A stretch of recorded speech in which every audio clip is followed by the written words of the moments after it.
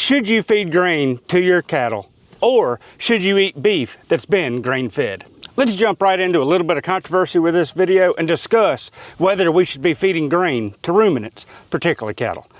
I'm Rob from Dowdle Family Farms, and we raise cows and pigs on pasture while growing as much of their forage on our farm as possible. Let's discuss some of the different issues involved in feeding grain to ruminants, particularly cattle. Now, let me begin by describing the life cycle of an average beef animal because many people just aren't familiar with it.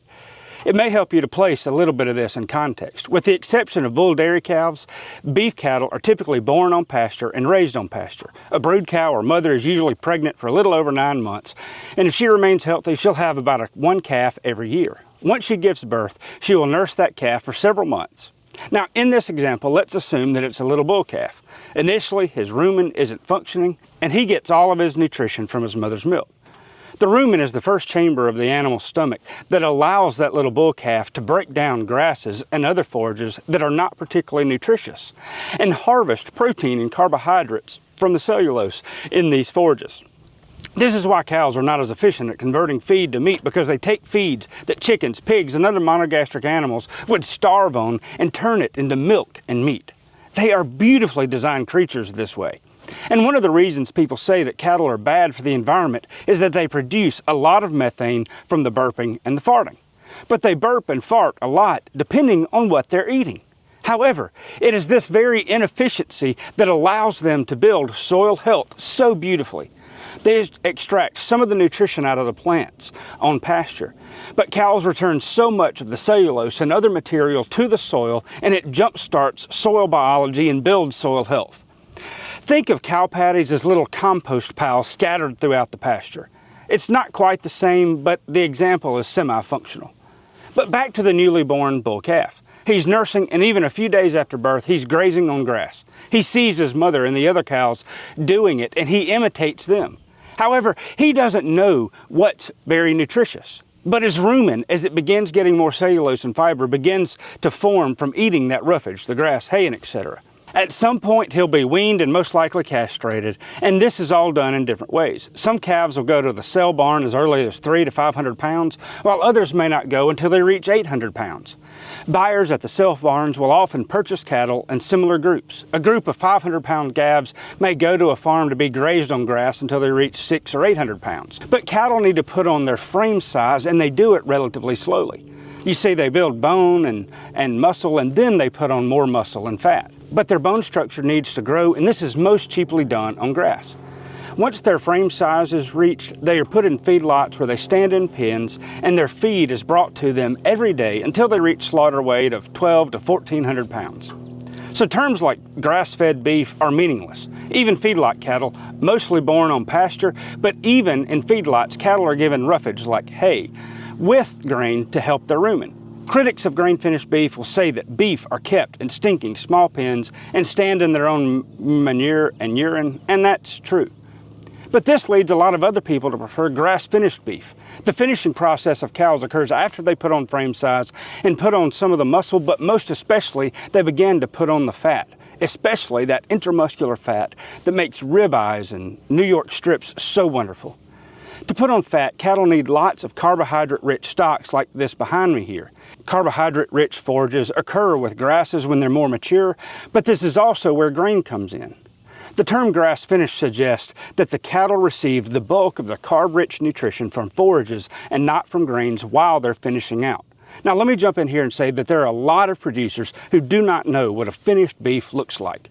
Most people are like us. They raise cattle on pasture and then sell them to feedlots, and they don't actually finish them out themselves. In fact, finishing animals on grain is a little bit easier. There's a lot of room for forgiveness, but you have to have energy-rich forages for the cows to graze to finish them out very well on pasture.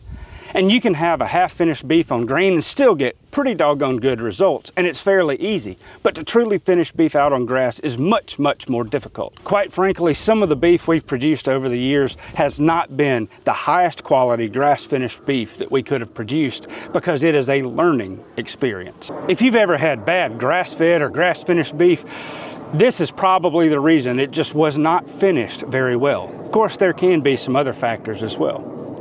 Because of the rumen though, cattle are accustomed to perform well on lower quality forages. This means that when they receive an even smaller amounts of higher quality feed, they put on a lot of weight, especially fat. However, this comes at a cost because the cow's rumen is not meant to digest large amounts of grain. The rumen will adjust to processing the larger amounts of grain, though it has a negative impact on the rumen's ability to function and process forages, and that's drastically reduced. The rumen will turn acidic and can have a negative impact on the health of the animal. If they're pulled off grain, ruminants can heal, but it takes a lot of time, up to 3 or 4 weeks. 3 or 4 weeks or more before they are capable of gaining all their nutrition from pasture forages again because their rumen hasn't been functioning normally. And for cattle that are in a feedlot, it's not a big deal because they will never go to pasture again. But what does this mean for people with cows on their pastures or a milk cow that they're milking? You see, many times, if people feed a lot of grain during a drought or during winter, then the grain is stopped in the spring when the cattle have good grass to eat. Producers will see a sharp decline in body condition for the first several weeks the cows are off grain because their rumens are adjusting. Their stomachs aren't able to process the nutritious forages because of the issues in their rumen. Anytime there's a large shift in grain consumption in cattle, it'll have a huge impact on the health of the animal. When we brought our most recent bull 3 years ago, he was big and just over a year old, and he looked great. But he was grain fed, and that first summer he lost a lot of weight, transitioning to grass only. He looks good now, but it took him a while for him to transition. Constantly feeding grain does not always pay. Now, there is a way to feed grain to cattle without messing up their rumen. Cows can consume small amounts of grain without disturbing the rumen. In its crudest form, grain is just the seeds of grasses, legumes, and forbs. When grasses are going to seed, you'll see cows, especially calves, stripping the seed heads off the plants for the extra burst of nutrition. And what messes up the cow's rumen, though, and turns it sick is too much grain. Depending on the size of the cattle, small amounts of grain can be fed without disturbing the rumen and impacting its ability to process grass. Think of like 2 to 5 pounds of grain per animal per day. Most estimates that I've seen are in the 0.5% of the body weight of the calf. So the rumen's ability to process forages remains intact in those amounts. Now, there are downsides to feeding grain. Mostly it doesn't pay for itself, because you're trying to finish an animal on grain that isn't even the most efficient converter of feed to meat, because they are designed to perform well on forages. We sold some cattle a few weeks back, and I was talking to one of the owners of the sale barn about how we were selling our cattle. They sold them all in one group, separate from all the others, because they were all fed in a similar way. When we sold our 500-pound steers, we got $2.90 to $3 a pound for them. They looked worse than similar-sized animals from other producers who had grain-fed theirs. Theirs looked really big and fat. Ours weren't scrawny, but they weren't fat either. The other producers' fat steers brought between 30 and 50 cents a pound less than ours for similar-sized animals. You see, we got roughly the same amount of money for similar frame-sized cattle. The difference is that we did not feed a bunch of grain to get our cattle that fat. We just let them graze on grass.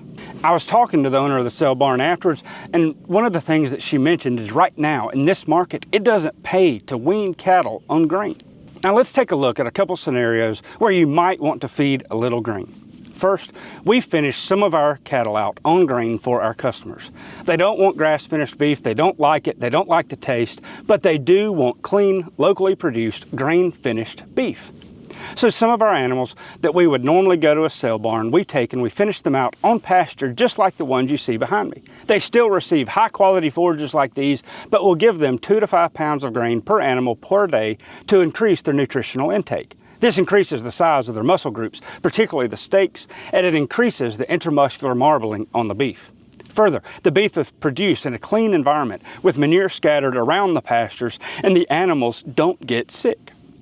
The downside for us is that we do have to feed smaller amounts of grain over a longer period of time, maybe 120 to even 180 days, depending on the time of year, the processing dates, and the condition of the animals when we start feeding them. It just requires a little bit more work, but we've gotten outstanding feedback from our customers about the quality of the grain-finished beef that they've received. A second time you may want to supplement with small amounts of grain is when you're weaning your calves.